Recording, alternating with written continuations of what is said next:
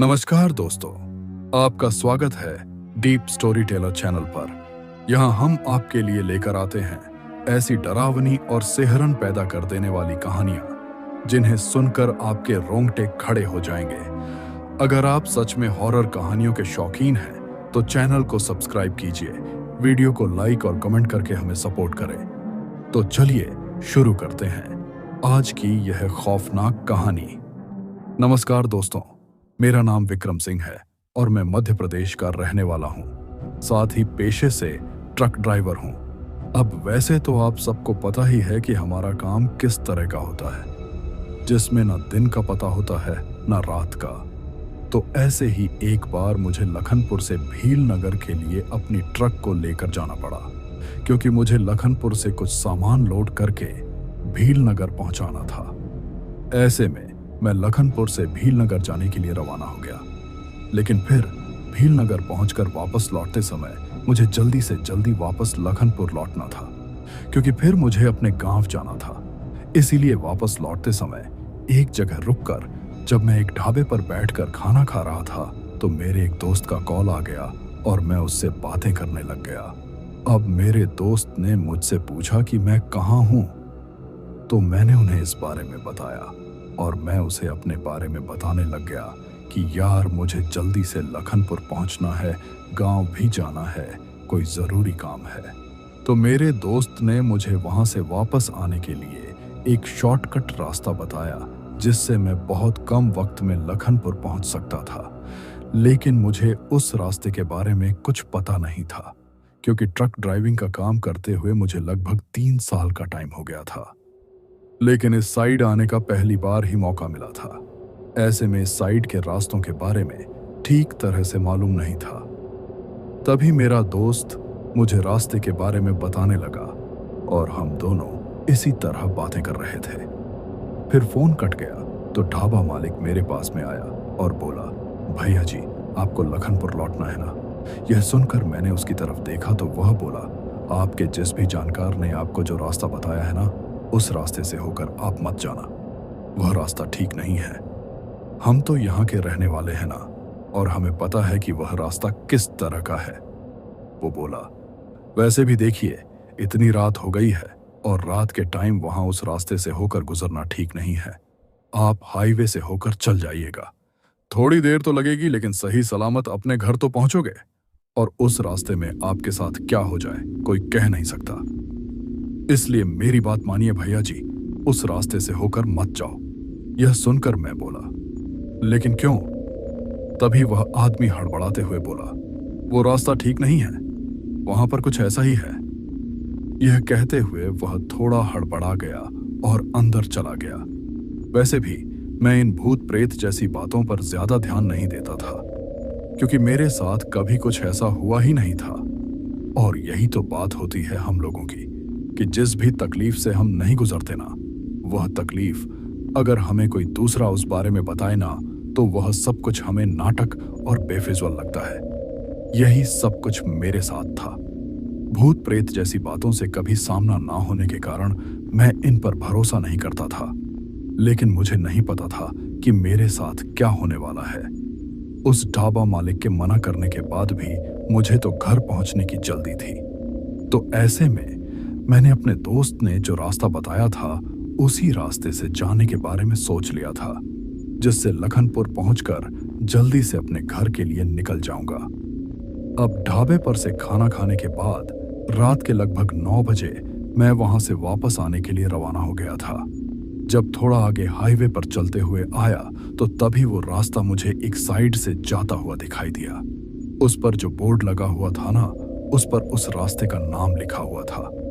तो यह देखकर मैंने सोचा, हाँ यही रास्ता है, और मैंने उस तरफ अपना ट्रक मोड़ दिया।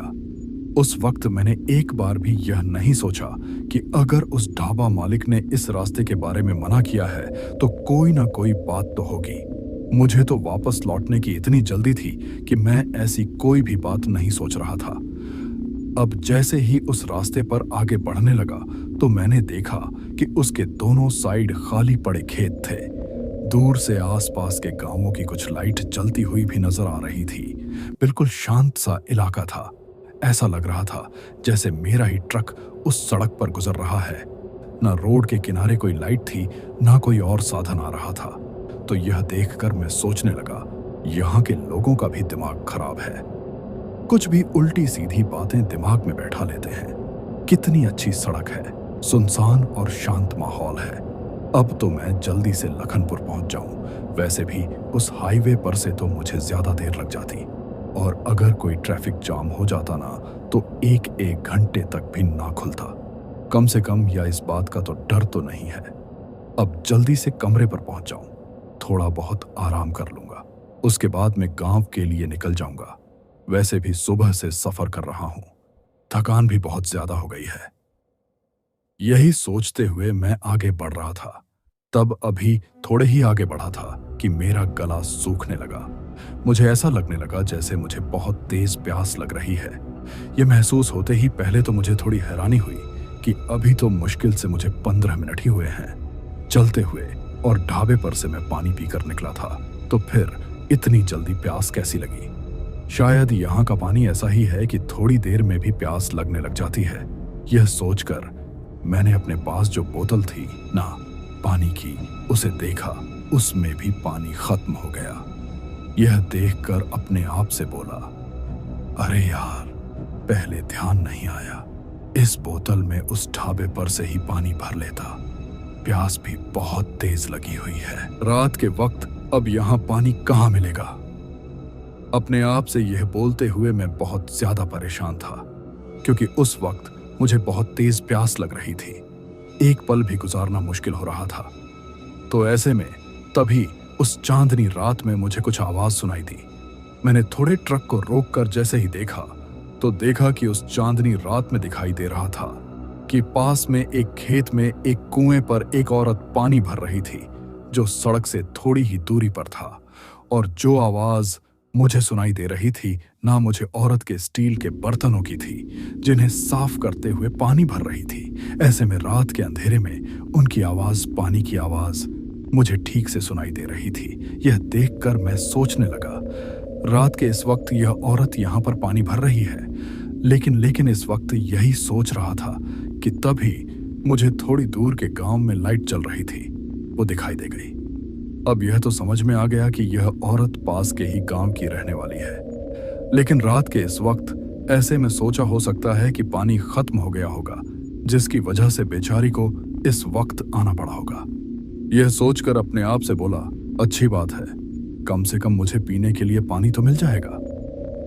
अब ऐसे में मैं अपनी ट्रक में से उतरा और जल्दी जल्दी उस तरफ कदम बढ़ाते हुए चला गया। एक बार भी मैंने यह नहीं सोचा था कि इस तरह मेरा जाना ठीक होगा या नहीं, क्योंकि मुझे प्यास बहुत तेज लगी हुई थी। ऐसे में मुझे सिर्फ पानी पीना था, इसके अलावा मेरा दिमाग और काम नहीं कर रहा था। उस औरत को देखकर मुझे डर लग रहा था कि अगर यह औरत पानी भरकर यहाँ से चली जाएगी तो फिर मुझे पानी कौन पिलाएगा। अब जैसे ही मैं वहां पर पहुंचा तो वह औरत जो कुएं से पानी खींच रही थी, मेरी तरफ देखते हुए बोली, सुनिए। मेरे पहले कहने पर तो उसने जैसे सुना ही नहीं, तो मैंने दोबारा कहा, सुनिए, मुझे बहुत तेज प्यास लगी है, क्या आप मुझे थोड़ा सा पानी पिला देंगे? यह सुनकर उस औरत ने मेरी तरफ देखा। वो घूंघट के हुए थी। अब मेरी तरफ देखते हुए बोली, ठीक है भैया जी, रुकिए। यह कहते हुए पानी निकालने लगी तो मैं वहीं पर खड़ा रहा। तभी अचानक मुझे बहुत ज्यादा ठंड लगने लगी थी। मैं सोचने लगा कि ऐसे मौसम में यह ठंड, आखिर मार्च के महीने में इतनी ज्यादा सर्दी क्यों है? यही मैं सोच रहा था कि तभी वो औरत जो पानी निकाल रही थी, उसकी चूड़ियों के बजने की आवाज भी साफ सुनाई दे रही थी। अब मुझे खड़े हुए काफी देर हो गई थी, लेकिन वो औरत इतनी देर से पानी ही निकाल रही थी तो मुझे थोड़ी हैरानी हुई। मैं उसकी तरफ देखते हुए बोला, थोड़ा जल्दी कीजिए ना, बहुत तेज प्यास लगी है। यह सुनकर वह औरत बोली, क्या करें भैया जी, कुआं ही इतना गहरा है कि पानी निकालते हुए तो वक्त लगता है। यह सुनकर मैं बोला, हाँ। फिर कुछ सोचकर मैं बोला, वैसे आप इतनी रात को पानी भरने आई हैं क्यों? अब घूंघट में ही वह मेरी तरफ देखकर बोली, क्या करें, घर में अकेली हूं, मेरा आदमी कहीं बाहर कमाने गया है, तो छोटे छोटे बच्चे हैं, उन्हें अपनी बूढ़ी सास के पास छोड़कर सुबह घर का सारा काम करके खेतों के लिए निकल जाती हूँ और वापस लौटकर फिर से वहीं घर का काम। ऐसे में थोड़ा पानी लेने में देरी हो जाती है, लेकिन क्या करूं, क्या है ना, अब फसल कटाई का काम चल रहा है और ऐसे में आपको पता है जो थ्रेशर होती है गेहूं निकालने की, उस पर काफी ज्यादा लोगों की भीड़ होती है। मेरा नंबर आते आते और अपने खेतों की फसल कटवाते हुए, गेहूं निकलवाते हुए मुझे इतनी देर हो गई और जब घर वापस आई तो देखा कि घर में एक बूंद भी पानी नहीं था। तो क्या करती, सारी रात बिना पानी के तो रह नहीं सकते थे ना। वैसे भी इस मौसम में प्यास कुछ ज्यादा ही लगती है। छोटे छोटे बच्चे भी हैं घर में, मैं और बूढ़ी सास भी हैं, तो इसीलिए पानी लेने चली आई। अब यह सुनकर मैं बोला, हाँ ये बात तो है। वैसे उस औरत के बोलने से और घूंघट के हुए जिस तरह वो थी, उसके देखने से मुझे 32 साल के आसपास की लग रही थी। तभी उस औरत ने पानी निकाला और मेरी तरफ देखकर बोली, न लो भैया जी, पानी पी लो। अब यह सुनकर मैं बोला, हाँ, और अपने दोनों हाथों से जैसे ही मैं पानी पीने लगा तो मुझे पानी का टेस्ट कुछ अजीब सा लगा। यह देखकर मैं सोचने लगा कि शायद इस पानी का ऐसा ही टेस्ट होगा, क्योंकि हर जगह के पानी का टेस्ट थोड़ा अलग तो होता ही है। तभी मुझे थोड़ी थोड़ी बदबू सी भी महसूस हुई, जिससे पानी पीना मेरे लिए मुश्किल हो रहा था। तो ऐसे में मैं पानी ना पी सका और जो भी पानी पिया था उसे इतनी भयंकर बदबू हो रही थी कि वह पानी भी मेरे मुंह से निकल गया और मुझे उल्टी हो गई। तो ऐसे में कुएं के पास में एक पत्थर पड़ा हुआ था, उसे पर जैसे ही मुझे उल्टी हुई तो यह देखकर मेरे होश उड़ गए कि पानी की जगह अब मुंह से खून निकला था। उस खून को देखकर मैं हैरान रह गया कि ऐसा कैसे हो सकता है। अब मैं कुछ समझ पाता कि तभी मेरी नजर उस औरत के पैरों पर पड़ी जो उल्टे थे। उन्हें देखकर तो मेरी आंखें फटी के फटी रह गईं। तभी मैंने देखा कि जो उस औरत के पानी के बर्तन रखे हुए थे उनमें भी खून भरा हुआ था। अब यह देखकर तो मैं बहुत घबरा गया था। अपने हाथों पर देखा, जो मैंने पानी पिया था तो हाथ भी खून सेंगे हुए थे। अब तो मेरी कांपते हुए उस औरत की तरफ देखने की जैसे मेरी हिम्मत ही नहीं हो रही थी। फिर भी घबराते हुए मैंने उस औरत की तरफ देखा तो अचानक उस औरत के चेहरे का घूंघट एक तेज हवा के झोंके के साथ ही हट गया। और यह देखकर अब तो मेरे होश ही उड़ गए, क्योंकि मेरी आंखों के सामने बहुत ही भयानक और डरावनी औरत खड़ी हुई थी। इतनी डरावनी कि मैं आपको बता नहीं सकता। बिल्कुल हड्डियों का ढांचा शरीर भी जैसे जगह जगह से कटा फटा सा हो, जैसे सड़ गया हो।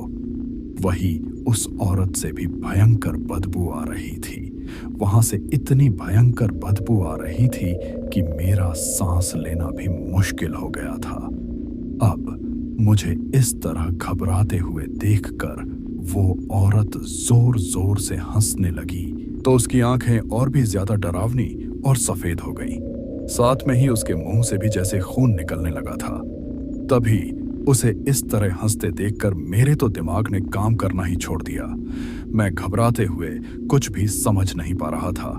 एक पल के लिए तो ऐसे भी भूल गया था कि मैं कहाँ खड़ा हूँ और क्या देख रहा हूँ। तभी वह औरत फिर से मेरी तरफ देखकर बोली, क्या हुआ भैया जी, और पानी पीना है क्या? अब की बार उसकी आवाज, जो कुछ देर पहले काफी मीठी सुनाई दे रही थी, वो अब बड़ी ही भयानक और डरावनी सुनाई दे रही थी। इतनी ज्यादा भयानक और डरावनी थी कि जैसे यह एक औरत की आवाज नहीं, एक मर्द और औरत की मिलीजुली भयानक सी आवाज हो। तभी वो औरत जैसे ही मेरी तरफ देखकर फिर से बोली, लो भैया जी और पानी पी लो। जैसे ही उसने यह कहा तो मैं घबराकर पीछे की तरफ खिसकने लगा। उस वक्त मैं बहुत ज्यादा घबरा गया। अब वो डरावनी औरत, जो जिंदा औरत नहीं एक चुड़ैल थी, वो भी मेरी तरफ आने लगी। तो यह देखकर मैं चिल्लाते हुए वहां से भागने लगा।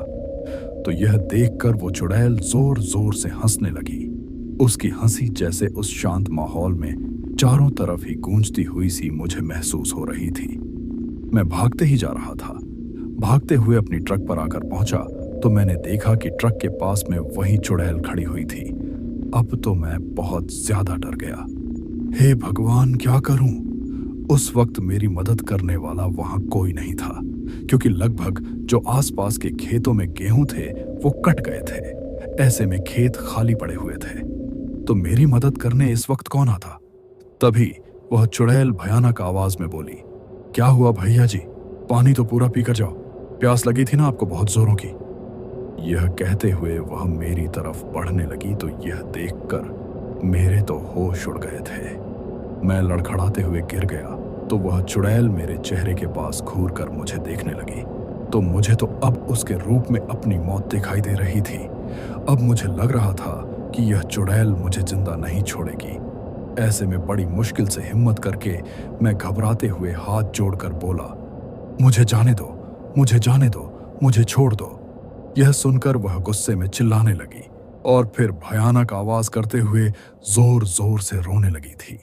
यह देखकर तो मेरा कलेजा मुंह को आ गया था, क्योंकि अपनी जिंदगी में मैंने भूत प्रेत के बारे में सुना तो बहुत था, लेकिन आज अपनी आंखों से पहली बार यह सब कुछ देख रहा था। तो मुझ पर क्या गुजर रही होगी, मुझे क्या महसूस हो रहा होगा, यह मैं आपको बता भी नहीं सकता।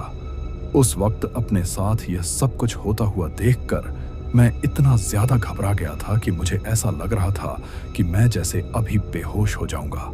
तभी उस चुड़ैल ने मेरी तरफ देखकर भयानक आवाज में कहा, आपने तो पानी पिया है, लेकिन मुझे आपका खून पीना है, क्योंकि मुझे पानी की नहीं आपके खून की प्यास है। ये कहते हुए उसने मेरा हाथ पकड़ा और मुझे हवा में लहराते हुए एक तरफ फेंक दिया, जिससे मैं खेत में जाकर गिर गया। अब घबराते हुए मैं उस चुड़ैल की तरफ देखने लगा तो वह मेरी तरफ ही आने लगी। यह देखकर मैं उठकर वहां से भाग पाता, कुछ समझ पाता कि उससे पहले ही हवा के झोंके की तरह वो चुड़ैल छलांग मारकर मेरे सीने पर आकर बैठ गई और अपनी मुंडी चारों तरफ घुमाते हुए भयानक आवाज में बोली, मुझे भी बहुत तेज प्यास लगी है, लेकिन मुझे पानी नहीं, मुझे खून पीना है। यह कहते हुए घूर घूर कर मुझे देखने लगी थी और फिर भयानक आवाज में हंसने लगी थी। अब यह देखकर तो मैंने सोच लिया कि अब मैं जिंदा नहीं बचूंगा। ऐसे में घबराते हुए जैसे मेरी आंखें भी बंद होने लगी थीं। तभी उस चुड़ैल ने अपना मुंह मेरी गर्दन में खून पीने के लिए बढ़ाया ही था कि अचानक तड़पते हुए चिल्लाते हुए वो दूर जाकर गिर गई और जोर जोर से चीखने चिल्लाने लगी थी। उसकी भयानक आवाज सुनकर मैं बहुत डर रहा था, लेकिन तभी मुझे हैरानी हुई कि आखिर यह इस तरह दूर जाकर क्यों गिरी है, क्यों घबराई है। तभी मेरी नजर अपने गले में पहने हुए लॉकेट की तरफ गई, जो बाबा हनुमान जी का लॉकेट था और मेरी मां ने मुझे पहनाया था। यह कहते हुए कि पिछली बार जब वह बाबा हनुमान जी के गई थी तो सभी के लिए ऐसे लॉकेट लेकर आई थी और यह लॉकेट मेरे लिए लेकर आई थी। अब उस लॉकेट को अपने हाथ में लेकर मेरी तरफ देखकर मेरी मां बोल रही थी कि हनुमान जी, बाबा इस लॉकेट के रूप में हमेशा तुम्हारी रक्षा करेंगे। यह कहते हुए वो मुझे गले में पहना दिया और अपनी मां का मन रखने के लिए और भगवान का आशीर्वाद भी बना रहे, मेरा काम अच्छे से चले, यह सोचकर मैं वह लॉकेट हमेशा अपने गले में पहने रहा। वैसे भी बाबा हनुमान जी पर हमारे पूरे परिवार की शुरू से ही काफी आस्था थी। कोई भी काम करने से पहले हम उन्हें ही याद करते थे और जब वक्त मिलता तो दर्शन करने के लिए जरूर जाते थे। ऐसे में आज मेरी जान भी हनुमान जी बाबा के लॉकेट की वजह से बची, तो मैं मन ही मन में घबराते हुए उन्हें याद करने लगा। तभी वह चुड़ैल खड़ी होकर फिर से मुंह पर झपट्टा मारने के लिए मेरी तरफ बढ़ी, तो मैंने घबराते हुए कांपते हुए अपने हाथों से वो लॉकेट उसके आगे कर दिया। पर उसे देखते ही वह जोर जोर से चिल्लाने लगी, चीखने लगी। उस वक्त उसकी आवाज काफी ज्यादा भयानक और डरावनी लग रही थी। यह देखकर तो मैं बहुत ज्यादा डर गया। अब मुझे पता था कि यहाँ पर रुकना मेरे लिए खतरे से खाली नहीं है, इसलिए मैं भागने लगा और भागते हुए अपने ट्रक तक आया। फिर जल्दी से ट्रक में बैठकर जैसे ही ट्रक स्टार्ट करने लगा तो वो ट्रक स्टार्ट नहीं हो रहा था। यह देखकर मैं और भी ज्यादा डर गया। क्या करूं, कुछ समझ में नहीं आ रहा था। अब डरते हुए सोच रहा था कि मेरे दोस्त को कौन से ही इस रास्ते के बारे में अच्छे से नॉलेज होगा।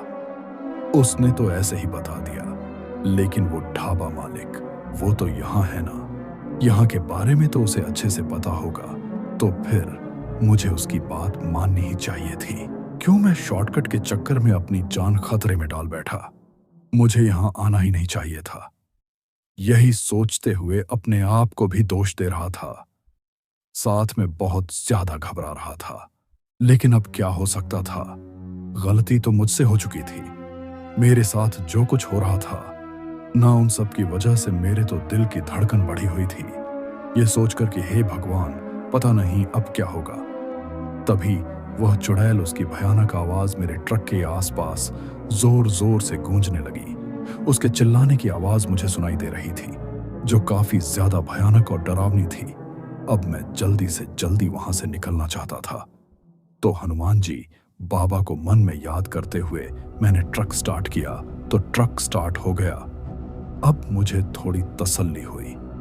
मैं वहां से थोड़ा आगे बढ़ा ही था कि अब उस चुड़ैल के चिल्लाने की आवाज मुझे सुनाई दी, जो भयानक आवाज में मेरे ट्रक के साथ भागते हुए, चिल्लाते हुए भयानक आवाज में बोली, तू मुझे छोड़कर ऐसे नहीं जा सकता, तुझे यहीं रहना होगा। पानी पीना है ना तुझे, तुझे यहीं रहना होगा।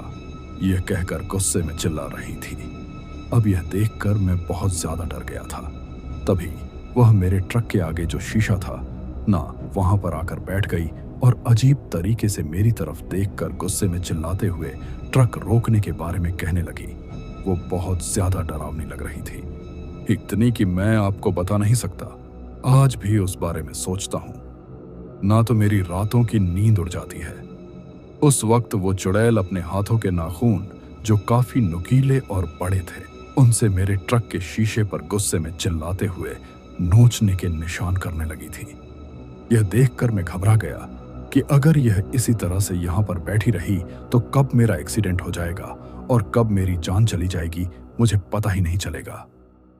अब ऐसे में मैं मन ही मन में हनुमान जी बाबा का ध्यान कर रहा था। जब मुझे लगा कि वो चुड़ैल वहां से नहीं हटेगी और मुझे भी ट्रक चलाने में काफी दिक्कत हो रही थी, क्योंकि वह मेरे ट्रक के शीशे के सामने लहरा रही थी।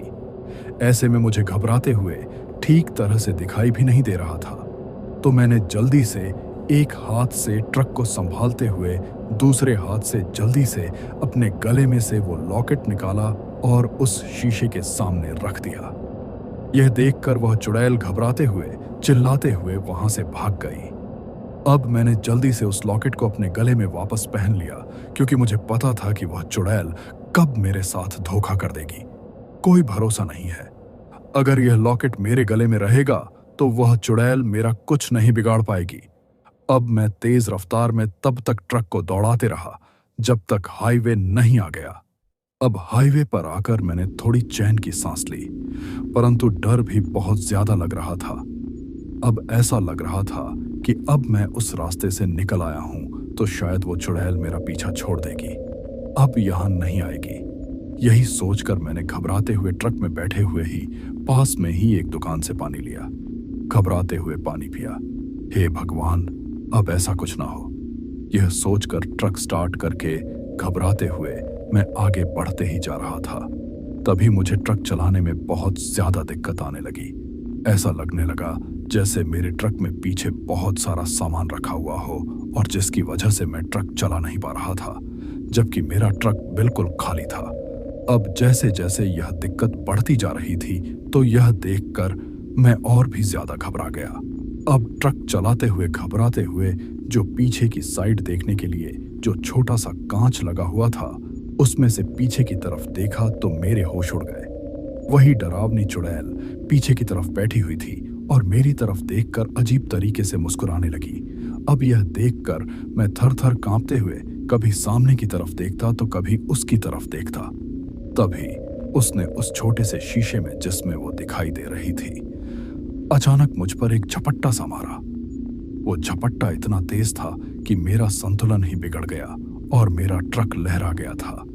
वह तो भगवान का शुक्र है कि उस वक्त मेरे सामने से कोई साधन नहीं आ रहा था, न पीछे से आ रहा था, वरना कोई एक्सीडेंट होकर ही रहता। अब तो मैं बहुत ज्यादा डर गया। तभी मैं सोचने लगा कि जब तक हनुमान जी बाबा का यह लॉकेट मेरे पास में रहेगा, तब तक यह चुड़ैल मेरा कुछ नहीं बिगाड़ पाएगी, सिर्फ मुझे डराएगी और मुझे यहां से जल्दी निकलना है। ऐसे में मैंने तेज रफ्तार में ट्रक दौड़ा दिया, लेकिन ट्रक चलाने में बहुत ज्यादा दिक्कत हो रही थी। धीरे धीरे मुझे बहुत ज्यादा थकान होने लगी थी। जिसकी वजह से मेरी सांस फूलने लगी थी और मुझे नींद भी आने लगी थी। ऐसा लग रहा था जैसे मैं अभी सो जाऊंगा, जबकि मैं सारी रात आराम से ट्रक चला सकता था। मुझे इस बात की आदत थी, लेकिन आज नींद कुछ ज्यादा ही आ रही थी। मुझे इस बारे में पता था कि यह सब कुछ उस चुड़ैल की वजह से ही हो रहा है। मुझे पता था कि मुझे इस वक्त हिम्मत से काम लेना होगा, वरना जरा सी लापरवाही या जरा सी घबराहट मेरी जान ले सकती है। मैं आगे बढ़ने लगा था। बड़ी मुश्किल से एक एक पल गुजर रहा था। न ट्रक चला पा रहा था, न खुद को संभाल पा रहा था। तभी मैं एक गांव से होकर गुजर रहा था कि एक सड़क किनारे एक मंदिर बना हुआ था, हनुमान जी बाबा का मंदिर, और किसी ने वहां पर रामायण पाठ करवाया हुआ था। जैसे हम करवाते हैं 24 घंटे का रामायण पाठ, शायद वही रामायण पाठ था जिसकी वजह से जो लाउडस्पीकर वगैरह लगे हुए थे उनकी आवाज दूर दूर तक सुनाई दे रही थी। अब जैसे ही वह आवाज मुझे सुनाई देने लगी, मुझे तो एक सुकून सा मिलने लगा था। लेकिन तभी मेरे ट्रक में पीछे ऐसा लगने लगा जैसे बहुत सारे जानवर उछल कूद कर रहे हों। अब उछल कूद करने की भयानक सी आवाज मुझे सुनाई देने लगी थी। यह देखकर समझ में आ गया कि यह सब कुछ वो चुड़ैल कर रही है, लेकिन मुझे हिम्मत से काम लेना होगा। तभी जैसे मैं आगे बढ़ने की कोशिश करने लगा, वैसे वैसे उस रामायण पाठ की आवाज के पास पहुंचने लगा था कि मुझे भयानक आवाजें अपने ट्रक में सुनाई देने लगी। और तभी उस चुड़ैल की भयानक सी चीख मुझे सुनाई दी, जो बड़ी डरावनी थी। फिर जैसे वह ट्रक में से कूद गई हो, पल भर में ही ट्रक के पीछे का जो बोझ था वो हल्का हो गया। साथ में ही जो मुझे नींद आ रही थी वह अब बिल्कुल ठीक हो गई थी। यह देखकर मैंने मन ही मन में हनुमान जी बाबा और पूरे देवी देवताओं का धन्यवाद किया। अब मैं जल्दी से अपने घर पहुंच जाना चाहता था। ऐसे में मैंने ट्रक तेज रफ्तार में वहां से आने के लिए दौड़ा दिया। मैं तब तक ट्रक दौड़ाता रहा जब तक पहुंच न गया। आखिरकार लंबा सफर करके मैं लखनपुर पहुंच गया। घबराते हुए फिर जैसे ही मैं अपने कमरे पर आया तो बहुत ज्यादा डर रहा था। हर पल मुझे ऐसा लग रहा था जैसे वो चुड़ैल अभी मेरे पीछे आ जाएगी। जरा सी किसी चीज की आहट सुनता तो बहुत ज्यादा घबराहट होने लगती थी। मैं इसी तरह घबराते हुए कमरे में आकर जल्दी से कमरे का दरवाजा अंदर से अच्छे से लॉक किया। सारी रात सफर करके आया था। सुबह होने में अभी थोड़ी सी देर बाकी थी, लेकिन आंखों से नींद तो कोसों दूर थी। जबकि चलने से पहले मैंने सोचा था कि अगर थोड़ा सा भी टाइम मिलेगा तो मैं 1-2 घंटे आराम कर लूंगा और फिर उजाला होते ही सुबह की बस से गांव के लिए निकल जाऊंगा। लेकिन यहां तो बहुत ज्यादा घबराहट हो रही थी और अब तो इतनी हालत भी नहीं थी कि अपने गांव के लिए भी जा पाऊं। वैसे घबराहट की वजह से नींद तो नहीं आ रही थी, तो ऐसे में जल्दी से मैं गांव जाने के लिए तैयार होकर गांव जाने के लिए निकल गया। वैसे बस को आने में अभी थोड़ा वक्त बाकी था, इसीलिए मैं पास के ही एक मंदिर में चला गया। वहां जाकर मुझे एक सुकून सा मिला था। मैं मन ही मन में भगवान से प्रार्थना कर रहा था कि फिर मेरे साथ कभी ऐसा ना हो। कुछ देर तक वही बैठा रहा, फिर आकर मैं बस में बैठ गया। जैसे ही बस गांव जाने के लिए रवाना हुई तो अब चारों तरफ सुबह का उजाला भी फैल चुका था। ऐसे में सुबह के उजाले के साथ मेरा डर भी थोड़ा कम हो गया था। ठंडी ठंडी हवा चल रही थी, जिसकी वजह से मुझे नींद आ गई और मैं सो गया था। वैसे सोने से पहले मैंने कंडक्टर से बोल दिया था कि मेरा गांव जैसे ही आए तो वह मुझे बता दे, और ऐसे में 4 घंटे के सफर के बाद उन्होंने मुझे जगाया और कहा कि मेरा गांव आ गया है। यह सुनकर मैंने अपनी आंखें खोली और अपने गांव को देखकर मेरे चेहरे पर मुस्कान आ गई थी। पल भर के लिए मैं जो कुछ हुआ था उसे भूल गया था। वैसे भी काम के सिलसिले में अपने गांव आना मेरा बहुत कम होता था। अब मैं जल्दी से बस में से उतरा और अपने गांव, अपने घर की तरफ चल दिया था। वैसे भी सफर में सोने की वजह से मेरी नींद भी लगभग पूरी हो चुकी थी। अब इतनी ज्यादा थकान महसूस नहीं हो रही थी। मैं अपने घर की तरफ बढ़ते ही जा रहा था, तभी मेरे दिलो दिमाग में फिर से वही रात वाली बातें याद आने लगी, तो मुझे बहुत ज्यादा घबराहट होने लगी। तभी मैं अपने आप से बोला, जो हो गया सो हो गया, उसे याद करके आखिर कब तक डरता रहूंगा। अब वह चुड़ैल फिर मुझे कभी दिखाई नहीं देगी, ना आएगी, इसीलिए मैं इस बारे में नहीं सोचूंगा। यही सोचते हुए मैं अपने घर पहुंच गया था। अब जैसे ही मैंने घर का दरवाजा खटखटाया तो मुझे आए देखकर सभी घर वाले बहुत खुश हो गए थे। अपने घर वालों के साथ पल भर में ही मैं भूल गया था कि मेरे साथ ऐसा भी कुछ हुआ है। धीरे धीरे इसी तरह शाम हो गई थी। फिर हम सब ने एक साथ में ही बैठकर खाना खाया। वैसे मेरे घर में मेरे माँ पापा, भैया भाभी और एक छोटी बहन थी। फिर खाना खाने के बाद हम लोग हमेशा की तरह आंगन में बैठकर बातें करने लग गए थे। उन लोगों ने मुझे इसलिए बुलाया था क्योंकि मेरी छोटी बहन के रिश्ते की बात चल रही थी और ऐसे में मुझे भी लड़के को देखना था। वैसे तो घर वालों को लड़का पसंद था, लेकिन मेरी छोटी बहन, उससे मुझे सभी घर वालों से ज्यादा लगाव था। ऐसे में मैं चाहता था कि उसकी शादी मेरी पसंद के लड़के से ही हो। मैं अपनी बहन को हमेशा खुश देखना चाहता था। देर रात तक हम लोग बातें करते रहे और फिर मैं अपने कमरे में आकर सो गया था। वैसे रात की बात याद आई तो घबराहट तो हुई, लेकिन फिर भी मन ही मन में भगवान को याद करते हुए कुछ ही देर में नींद आ गई। उस रात भी मेरे साथ ऐसा कुछ नहीं हुआ। अगले दिन उठकर मैं अपने भैया के साथ लड़के को देखने के लिए चला गया। उससे बातें की। देखने में भी लड़का काफी अच्छा था। उसका अपना खुद का काम था। वह गुजरात में मोबाइल की दुकान करता था। गांव में भी जमीन जायदाद, घर परिवार भी काफी अच्छा था। ऐसे में सब कुछ मुझे पसंद आ गया और मैंने रिश्ते के लिए हाँ कर दी। तो अपनी परंपरा अनुसार अपने भाई के साथ जो भी रिश्ता तय करने के लिए शगुन के रूप में रुपए होते हैं वह हमने दे दिए और ऐसे में मेरी बहन का रिश्ता तय हो गया, जिसकी वजह से हम लोग बहुत खुश थे। धीरे धीरे दिन निकलने लगे थे।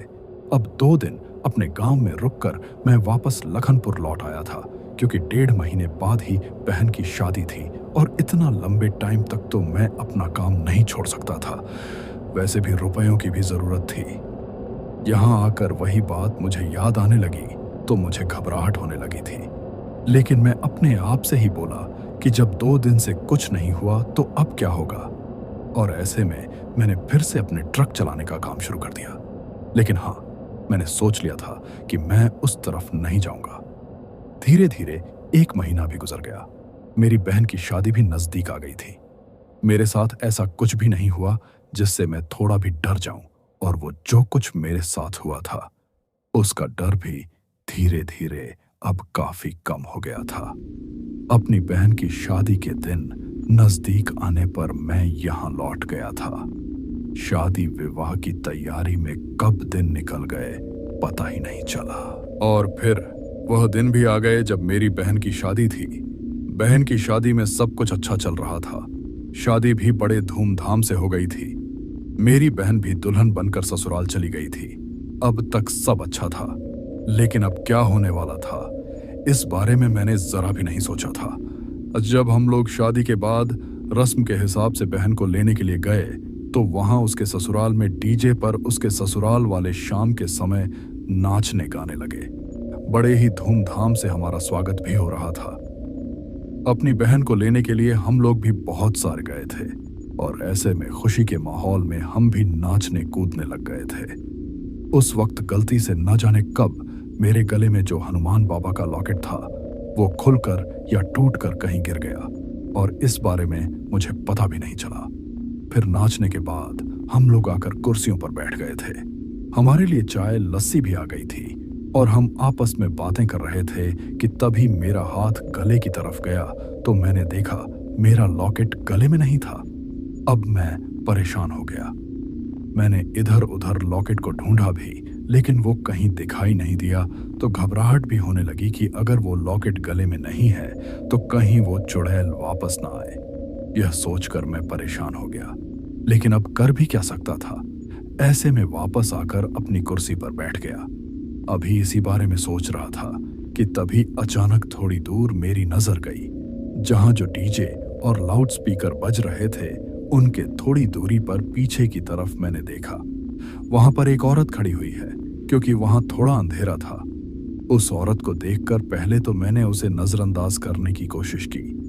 तभी मेरी नजर उसकी आंखों की तरफ गई, जो अंधेरे में चमक रही थी। उसकी सफेद आंखें देखकर मुझे अब डर सा लगा। यह सोचकर मैं घबराने लगा कि यह कहीं वह चुड़ैल तो नहीं है। तभी धीरे धीरे वह आगे बढ़कर आने लगी थी। उस वक्त वहां पर जो डीजे और लाउडस्पीकर की लाइट थी वहीं जल रही थी। ऐसे में उन रंग बिरंगी लाइटों में उसका डरावना चेहरा ठीक तरह से दिखाई नहीं दे रहा था। अब समझ में आ गया कि गलती से वो लॉकेट कहीं गिर गया है और जिसकी वजह से यह चुड़ैल यहां पर आई है। अब तो शायद मुझे कोई नहीं बचा पाएगा। यह सोचकर मैं बहुत ज्यादा घबरा रहा था। वह चुड़ैल अजीब तरीके से अपनी गर्दन को मेरी तरफ करने लगी थी। यह देखकर मैं बस भगवान से यही प्रार्थना कर रहा था कि जो भी होना है बाद में देखा जाएगा, लेकिन अभी तो मैं अपने घर पर पहुंच जाऊं। अगर यहां कुछ हो गया तो ठीक नहीं होगा। अब घबराते हुए मैं इधर उधर देखने लगा। उस चुड़ैल के रूप में मुझे अपनी मौत नजर आ रही थी और ऐसा लग रहा था जैसे वह चुड़ैल मुझे ही दिखाई दे रही हो, जबकि किसी और को दिखाई नहीं दे रही हूं। मुझे इस तरह घबराते देखकर मेरा एक दोस्त बोला, क्या हुआ यार, डांस करते हुए काफी थक गया क्या? काफी परेशान दिखाई दे रहा है। यह सुनकर हड़बड़ाते हुए मैं बोला, नहीं, ऐसी कोई बात नहीं है। यह कहकर चुप हो गया। वैसे अब मैं उसे क्या बताता, क्योंकि अगर कुछ बताता तो उसे क्या, वहां किसी को मेरी बात पर यकीन नहीं होता और सबको यही लगता कि हो सकता है मैंने आते समय ड्रिंक कर ली हो, क्योंकि कभी कभार मैं ड्रिंक कर लिया करता था और ऐसे में मुझे पता था अगर मैं इस बारे में बताऊंगा तो उनको यही लगेगा कि ड्रिंक शराब के नशे में यही उल्टी सीधी बातें बोल रहा हूं। और वैसे भी सवाल मेरी बहन के ससुराल का था, अपनी इज्जत का था, इसीलिए चुप रहा। तभी वो चुड़ैल मेरी तरफ बढ़ने लगी और फिर अचानक न जाने कहां गायब होकर चली गई। तो मैंने घबराते हुए चारों तरफ देखा, लेकिन वो मुझे कहीं दिखाई नहीं दी। उसके बाद हम लोग अपनी बहन को लेकर वापस घर लौट आए थे, परंतु सारे रास्ते में बहुत ज्यादा घबरा रहा था, यह सोचकर कि पता नहीं अब मेरे साथ क्या होगा। अब घर पर आकर फिर मैं अपने कमरे में सोने के लिए चला गया तो काफी रात हो चुकी थी। वही सब कुछ मुझे याद आने लगा। अब तो अपने कमरे में सोते हुए भी मुझे डर लग रहा था। ऐसे में मैंने सोचा कि अपने घर वालों को जाकर यह बात बताऊं, लेकिन इस समय बताना ठीक नहीं होगा। अभी तो बहन अपनी ससुराल से आई हैं, खुशी का माहौल है। अगर कुछ बताऊंगा तो घर वाले भी परेशान हो जाएंगे, इसीलिए कुछ बताना ठीक नहीं होगा। लेकिन क्या करूं? और यह सोचते हुए सोने के लिए लेट गया। कुछ ही देर में नींद आ गई थी। धीरे धीरे सारी रात गुजर गई, लेकिन मेरे साथ ऐसा कुछ भी नहीं हुआ। सुबह जब मेरी नींद खुली तो वही बातें याद करके मैं सोचने लगा कि जो कुछ मैंने अपनी बहन की ससुराल में देखा था शायद वो मेरे मन का एम था, वरना ऐसा कुछ भी नहीं था। वो लॉकेट मेरे गले से कहीं गिर गया था, जिसकी वजह से मुझे बस भ्रम हो रहा था। तो कभी अपने आप से ही बोलता, नहीं यार, फिर भ्रम तो नहीं था, मैंने हकीकत में ही उस चुड़ैल को देखा था। फिर अपने आप से ही बोला, अरे यार, ऐसी कोई बात होती तो मेरे साथ रात को कुछ ना कुछ तो होता। मुझे तो ऐसा लगता है कि शायद कल सच में ही मुझे कोई भ्रम हुआ था। इतनी सारी औरतें थीं वहां पर, और वैसे भी उस औरत का चेहरा कौन सा ही मुझे ठीक तरह से दिखाई दिया था। यह कहकर मैं अपने आप को तसल्ली देने की कोशिश करते हुए इस बात को नजरअंदाज करने की कोशिश करने लगा, जबकि मुझे पता था कि मैंने उस चुड़ैल को देखा है, लेकिन पूरी तरह इस बात पर यकीन नहीं कर पा रहा था। धीरे धीरे वह दिन भी गुजर गया। मेरी बहन को लेने के लिए उसके ससुराल वाले आए और शाम के वक्त वह वापस अपनी ससुराल लौट गई थी। सारा दिन घर के कामों में, मेहमानों की खातिरदारी में, बहन के जाने की तैयारी करने में ही इस तरह गुजर गया कि मैं कुछ और सोच ही नहीं पाया। जाने से पहले मैं अपनी माँ से एक बार पूछना चाहता था कि अगर कोई लॉकेट हो तो अपने साथ लेकर जाऊं। अगले दिन मुझे लखनपुर वापस लौटना था, क्योंकि ज्यादा टाइम तक मैं अपना काम नहीं छोड़ सकता था, और वैसे भी शादी विवाह के चक्कर में काफी छुट्टियां ले चुका था। उस रात तो थकावट की वजह से मैं सो गया और मेरे साथ कुछ भी नहीं हुआ। अगले दिन जल्दी ही सुबह मैं फिर लखनपुर जाने के लिए रवाना हो गया। वहां जाकर फिर से अपने ट्रक ड्राइविंग का काम करने लगा था। और मेरे साथ ऐसा कुछ भी नहीं हुआ। न वो चुड़ैल मुझे दिखाई दी, न मुझे डराने की कोशिश की। तो ऐसे में बहन की शादी में जो वो चुड़ैल मुझे दिखाई दी थी, उस बात को मैंने यह सोचकर नजरअंदाज कर दिया कि मेरे मन का भ्रम था और कुछ नहीं। लेकिन मुझे नहीं पता था कि अब मेरे साथ क्या होने वाला है। कुछ ऐसा होने वाला है जिसकी मैंने सपने में भी कल्पना नहीं की थी।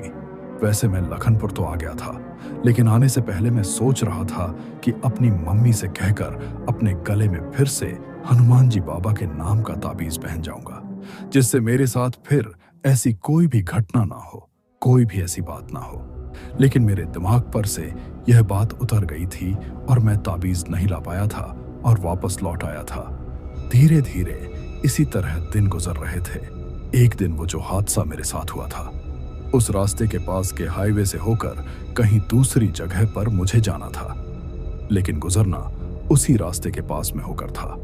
थोड़ी घबराहट तो हुई, लेकिन सोचा कि वह डरावना रास्ता तो थोड़ा साइड में है और मैं तो हाईवे से होकर जाऊंगा, ऐसे में कुछ नहीं होगा।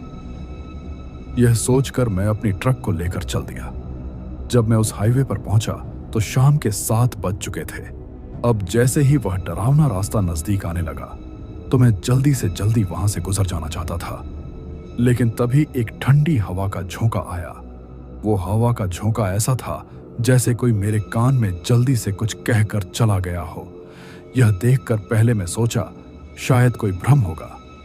तभी मैं थोड़ा आगे बढ़ा कि मुझे हंसने की भयानक आवाज सुनाई दी। उसे सुनकर थोड़ी घबराहट हुई तो मैंने ट्रक में से बाहर की तरफ देखा। काफी सारे लोग आ जा रहे थे तो सोचा किसी गाड़ी में से किसी के हंसने की आवाज मुझे सुनाई दी होगी। ऐसे में इस बात पर ज्यादा ध्यान भी नहीं दिया। अब जैसे ही उस डरावने रास्ते के पास में मैं आया तो मैंने यह सोचकर कि जल्दी से यहां से गुजर जाऊं, अपनी ट्रक की स्पीड बढ़ा दी थी। लेकिन पता नहीं अचानक मेरे हाथ पैरों को क्या हो गया कि मैंने बहुत कोशिश की, लेकिन मेरा ट्रक उसी रास्ते पर मुड़ गया जिस रास्ते पर मेरे साथ हादसा हुआ था। मैंने बहुत कंट्रोल करने की कोशिश की अपने ट्रक को, लेकिन जैसे मेरे हाथ पैर तो मेरे कंट्रोल में नहीं थे। उस वक्त ऐसा लग रहा था जैसे मेरे ट्रक को मैं नहीं कोई और चला रहा हो। यह देखकर मैं बहुत ज्यादा डर गया था। अब मुझे लगने लगा था कि आज कुछ ना कुछ मेरे साथ गलत होगा। शायद मैं अब जिंदा ना बच पाऊंगा, क्योंकि इस रास्ते पर वही चुड़ैल मुझे मिलेगी। यह सोचते हुए घबराते हुए अपने आप से ही बोला, वैसे लगता है यह सब कुछ शायद उस चुड़ैल की वजह से हो रहा होगा। इस बार तो मैं बच भी नहीं पाऊंगा। यह सोचकर मैं बहुत ज्यादा डर गया। उस वक्त मैं ट्रक में से कूदना चाहता था, लेकिन ऐसा लग रहा था जैसे अपने हाथ पैरों को ही नहीं हिला पा रहा हूं। चाहते हुए भी कुछ नहीं कर पा रहा हूं।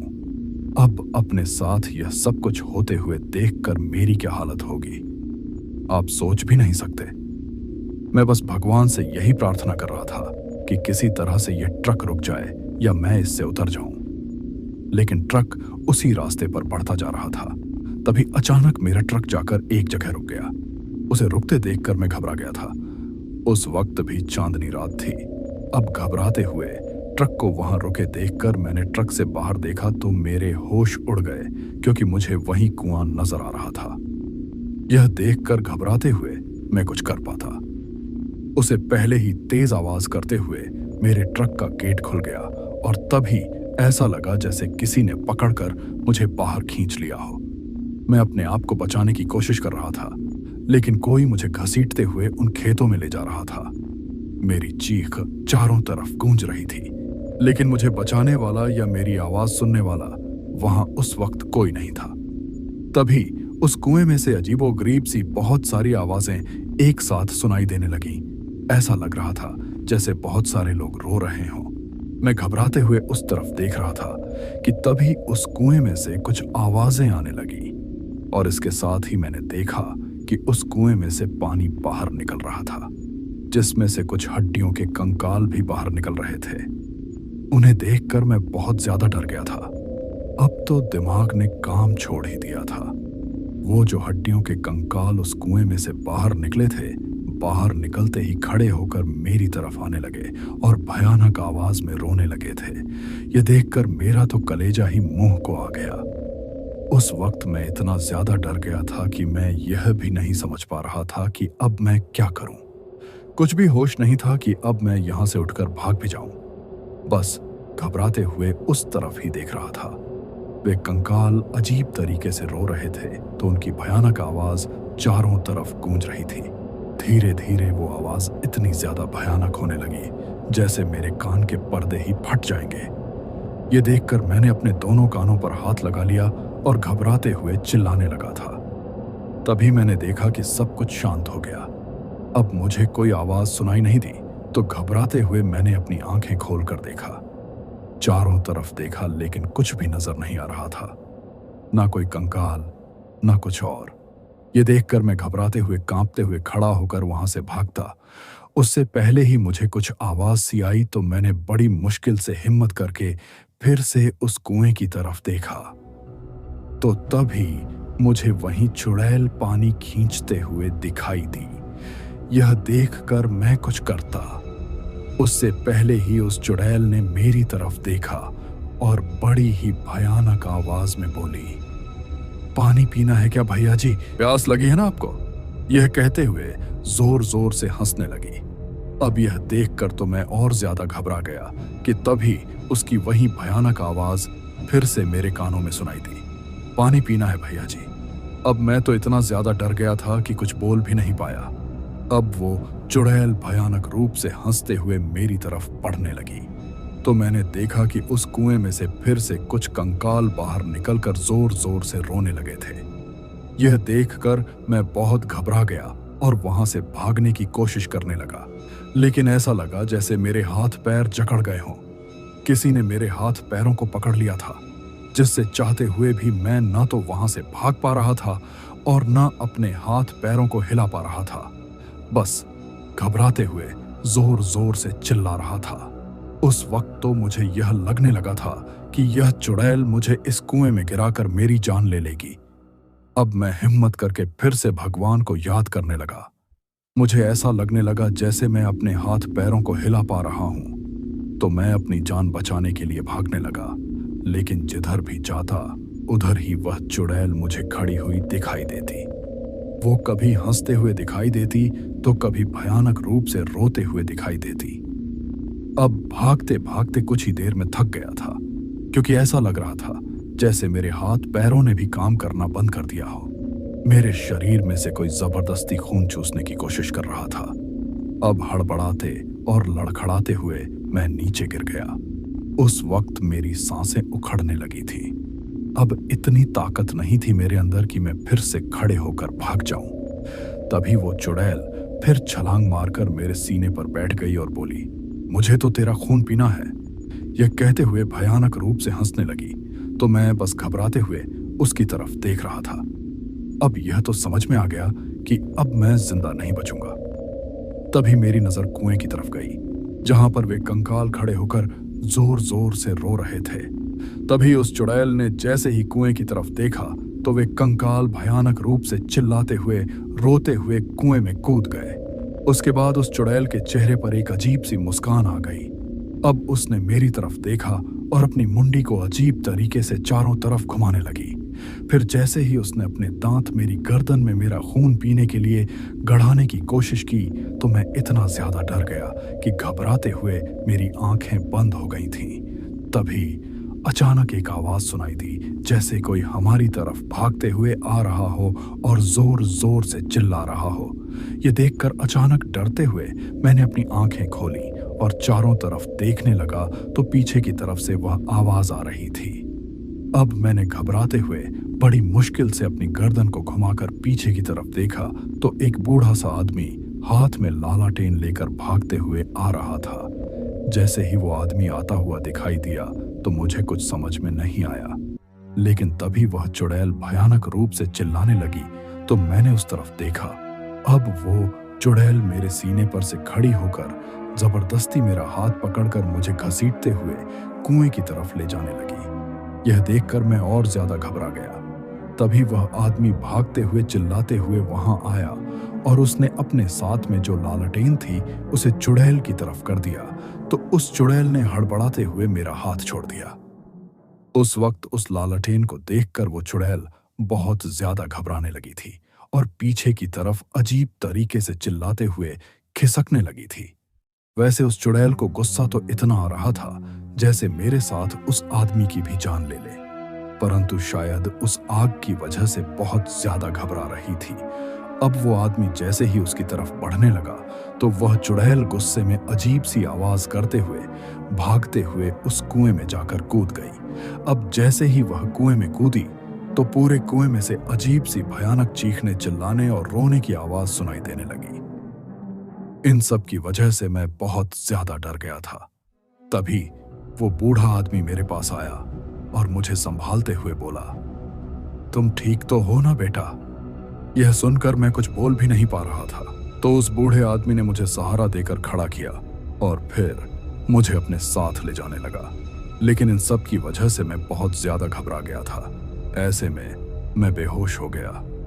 जब मुझे होश आया तो सुबह हो चुकी थी।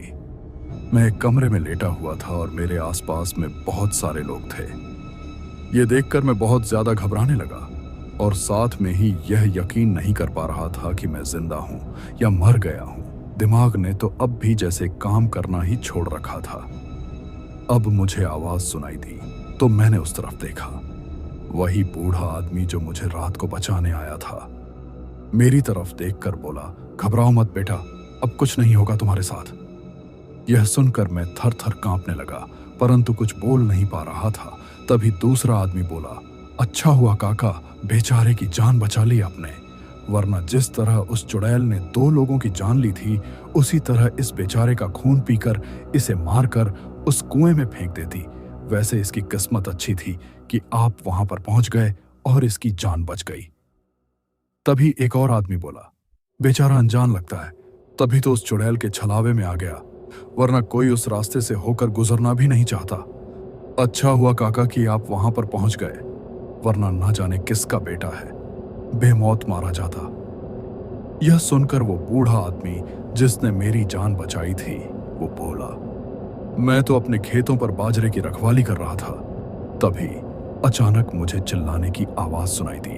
तो पहले तो सोचा शायद ऐसे ही कोई भ्रम हुआ होगा, लेकिन जब बार बार वही आवाज सुनाई देने लगी तो मुझे पल भर में ही समझ में आ गया कि जरूर कोई उस चुड़ैल के छलावे में आ गया है। अब ऐसे कैसे इसकी जान जाने दे सकता था। तो उस चुड़ैल को डराने के लिए अपनी लालटेन हाथ में ली और भागते हुए उस तरफ चला गया। जब वहां पर पहुंचा तो देखा कि वह चुड़ैल इसका खून पीना चाहती थी। अगर जरा सी देर हो जाती तो बेचारे की जान चली जाती, पर भगवान का शुक्र है कि मैं वक्त पर ही पहुंच गया। और वह चुड़ैल आग से डरती है, इसीलिए मेरे हाथ में लालटेन देखकर घबरा गई। उसने तो पूरी कोशिश की थी इसकी जान ले लेगी और साथ में मुझे भी जिंदा ना छोड़ने की, परंतु जैसे ही मैं आग लेकर उसकी तरफ बढ़ने लगा तो घबरा गई और भागते हुए कूद गई। यह कहते हुए वह सब लोगों को इस बारे में बता रहा था। उस वक्त खाट पर लेटे हुए घबराते हुए बिना कुछ बोले मैं उनकी बातें सुन रहा था। तो तभी मुझे पता चला, उस बूढ़े आदमी ने भी मुझे बताया कि वह चुड़ैल कभी इसी गांव में ही रहती थी। यहाँ की एक औरत थी और जैसा उसने मुझे बताया था कि वह एक रात पानी लेने गई थी तो जल्दीबाजी में पानी खींचते वक्त रात काफी हो गई थी। उसे घर पहुंचने की भी जल्दी थी। थोड़ा डर भी लग रहा होगा, शायद ऐसे में गलती से उसका पैर रस्सी में उलझ गया जिससे पैर फिसल गया और वह उस कुएं में गिर गई थी। जब काफी देर तक वह नहीं आई तो उसकी बूढ़ी सास और पड़ोस के लोगों के यहाँ गई और उन्हें बात बताई। यह जानकार लोग वहां कुएं पर पहुंचे तो देखा कि उस औरत के बर्तन जो वो पानी भरने के लिए लेकर आई थी वहां पर रखे थे, लेकिन वो औरत दिखाई नहीं दे रही थी। तभी लोगों ने अंदर कुएं में उजाला करके देखा तो उस औरत की चुनरी ऊपर पानी में तैरते हुए दिखाई दी। तो पल भर में ही समझ में आ गया कि वो औरत कुएं में गिर गई है। अब तो गांव में इस बात का काफी हल्ला हो गया। धीरे धीरे पूरा गांव इकट्ठा हो गया। अब गांव कुछ लोग रस्सी की मदद से नीचे कुएं में उतरे और उस औरत को बाहर निकाला, लेकिन वह मर चुकी थी। तभी पता चला कि शायद जल्दीबाजी में पानी खींचते वक्त उसका पैर रस्सी में उलझ गया था और ऐसे में वह कुएं में गिर गई थी, क्योंकि वह रस्सी उस वक्त भी उसके पैरों में उलझी हुई थी। तैरना आता नहीं था और ऐसे में डूबकर उसकी वहीं पर जान चली गई थी। उसकी अचानक हुई इस मौत से पूरे गांव में लोगों को तकलीफ थी। उसके पति को खबर कर दी गई थी। उसका पति आया। उसके बाद उसका अंतिम संस्कार और क्रियाकर्म सब कुछ अच्छे से किया गया। इन सब का उसके पति को गहरा सदमा लगा था। फिर वह अपने बच्चों और अपनी बूढ़ी माँ को यह सोचकर कि कौन उनकी देखभाल करेगा, साथ में अपना काम भी नहीं छोड़ सकता था, अपने साथ शहर ले गया। उसके बाद वह कभी वापस लौटकर नहीं आया। गांव में जो जमीन जायदाद थी उसे भी उसने बेच दिया था, परंतु वह औरत जो कुएं में गिरकर मरी थी उसे मरने के बाद भी मुक्ति नहीं मिली थी। वैसे उसके क्रियाकर्म सब कुछ करवाए गए थे, लेकिन फिर भी वह एक ऐसी मौत मरी थी, इसलिए उसे शांति नहीं मिली और वहीं पर भटकने लगी। वो रास्ते से आने जाने वाले लोगों को परेशान करने लगी। धीरे धीरे समय गुजरने के साथ उसने लोगों का इतना जीना हराम कर दिया था कि उस सड़क से लोग जाते ही नहीं थे। गांव के कुछ बूढ़े आदमी अपने खेतों की रखवाली करने के लिए जाते तो हमेशा अपने साथ में आग रखते थे। वैसे वह चुड़ैल पास के खेतों में काम कर रहे लोगों को भी अपना निशाना नहीं बनाती थी, क्योंकि हर किसी के पास आग रहती थी और कोई भी उसके छलावे में आकर कुएं की तरफ आता ही नहीं था। लेकिन रास्ते से होकर जाने वाले अनजान लोगों को वो चुड़ैल अपना शिकार बनाती थी। वहां से गुजरने वाले लोगों को रात के वक्त अचानक ही प्यास लगने लगती और जैसे ही वे कुएं पर किसी औरत को पानी भरते हुए देखते तो उस चुड़ैल के छलावे में आकर उस तरफ चले जाते और फिर चुड़ैल उनका खून पीकर उन्हें कुएं में फेंक कर मार देती थी। मुझसे पहले 1-2 लाशें उस कुएं में मिली थीं, जिन्हें उस चुड़ैल ने इसी तरह निशाना बनाया था, जिसकी वजह से लोगों ने उस रास्ते से गुजरना बहुत कम कर दिया था, क्योंकि धीरे धीरे उस चुड़ैल का डर चारों तरफ फैल गया था। अब मुझे सारी बातें समझ में आ गईं। साथ में यह भी समझ में आ गया था कि जो कंकाल दिखाई दे रहे थे, जो रो रहे थे, वो उस चुड़ैल ने जिन लोगों को मारा था वे लोग थे। वैसे अब भी मैं बहुत ज्यादा डर रहा था कि अगर इतने दिनों बाद भी उस चुड़ैल ने मेरा पीछा नहीं छोड़ा, शायद मेरे गले में हनुमान जी बाबा का ताबीज था, जिसकी वजह से वह मुझे दिखाई नहीं देती और मेरे पास नहीं आई थी कि अगर दिखाई देगी तो मुझे डराने की कोशिश करेगी, तब भी मेरा कुछ नहीं कर पाएगी। और जैसे ही वह ताबीज मेरे गले से अलग हुआ तो मेरी बहन की ससुराल में वो चुड़ैल मुझे तुरंत दिखाई दे गई थी। उसके बाद शायद मेरा इस साइड आने का ही उसे इंतजार था और अब मेरी साथ इतना सब कुछ हो गया था। मेरी जान बड़ी मुश्किल से बची थी। मैं बहुत ज्यादा डर रहा था। मेरी हालत को देखते हुए गांव के लोगों ने मुझे मोबाइल नंबर पूछकर मेरे घर वालों को कॉल कर दिया, तो मेरा बड़ा भाई और मेरे पापा मुझे लेने के लिए आ गए थे। वो लोग बहुत ज्यादा डरे हुए थे। गांव के लोगों ने जब उन्हें और बातें बताई तो उनके तो होश उड़ गए। फिर वे लोग मुझे अपने साथ ले गए। मुझे डांट भी रहे थे और साथ में रो भी रहे थे कि मुझे एक बार उन लोगों को सारी बातें बतानी चाहिए थी, क्योंकि ऐसी आत्माएं ऐसे ही पीछा नहीं छोड़ती। अगर कुछ हो जाता तो यह सुनकर मैं कुछ नहीं बोल पाया। अब अपने घर पर आकर भी मुझे डर लग रहा था कि मेरे साथ पता नहीं कब क्या हो जाएगा। घर वाले एक पल के लिए भी मुझे अकेला नहीं छोड़ रहे थे। भाई ने अपने गले में बंधा हुआ ताबीज मुझे पहना दिया था। अगले दिन ही हम लोग हनुमान जी बाबा के दर्शन करने के लिए रवाना हो गए और वहां पर जाकर हमने उनकी पूजा करवाई, दर्शन किए और सच में हनुमान जी बाबा का सच में हमारे ऊपर इतना आशीर्वाद था कि उसके बाद वो चुड़ैल मुझे कभी दिखाई नहीं दी। वैसे काफी दिनों तक तो मेरे मन में यह डर बना रहा कि कहीं पिछली बार की तरह वो चुड़ैल मौका देखकर मेरे साथ धोखा करके मेरी जान न ले ले। लेकिन आज उस घटना को 8 साल हो गए हैं, परंतु मेरे साथ ऐसा कुछ भी नहीं हुआ। न मुझे कोई डरावना सपना आया, जब मुझे हमेशा इसी बात का डर रहता था कि पता नहीं वह चुड़ैल कब मुझे मार डालेगी। तो मेरी हालत देखते हुए घर वालों ने भी इस बारे में एक पंडित जी से पूछा तो उन्होंने बताया कि अब वो चुड़ैल इसके आसपास भी नहीं आएगी, क्योंकि इसके सिर पर अब बाबा हनुमान जी का हाथ है, जिससे वह चुड़ैल इसका कुछ नहीं कर पाएगी। इतना सब कुछ होने के बाद मैंने ट्रक ड्राइविंग का काम तो किया, लेकिन उस साइड जाने के बारे में सपने में भी सोचना बंद कर दिया कि चाहे कुछ भी हो जाए, मुझे अपना काम ही क्यों ना छोड़ना पड़ जाए, लेकिन मैं उस साइड नहीं जाऊंगा। ऐसे में आज तक मैं उस साइड नहीं गया और बाबा हनुमान जी का आशीर्वाद मेरे साथ है, जिसकी वजह से मेरे साथ कुछ भी अब बुरा नहीं हुआ। सब कुछ ठीक चल रहा है। लेकिन जो कुछ हुआ था, उस डरावनी घटना को मैं आज तक नहीं भुला पाया हूं। जब भी आज याद करता हूं ना कि मैंने अपनी आंखों से कितने करीब अपनी मौत को देखा था, तो बहुत ज्यादा डर लगने लगता है। अब मैं मन ही मन में उस बूढ़े आदमी का धन्यवाद करता हूं, जिसने मेरी जान बचाई थी। अगर वह समय पर नहीं आए होते, तो शायद मैं भी आज इस दुनिया में नहीं होता, और हो सकता है उस चुड़ैल के साथ उसी कुएं के आसपास भटक रहा होता। दोस्तों, यह थी आज की डरावनी कहानी। अगर आपको कहानी पसंद आई हो तो चैनल डीप स्टोरी टेलर को सब्सक्राइब करना ना भूलें, वीडियो को लाइक और कमेंट जरूर करें। अगली बार हम फिर मिलेंगे एक और खौफनाक किस्से के साथ। तब तक के लिए सुरक्षित रहिए और अंधेरे से सावधान रहिए।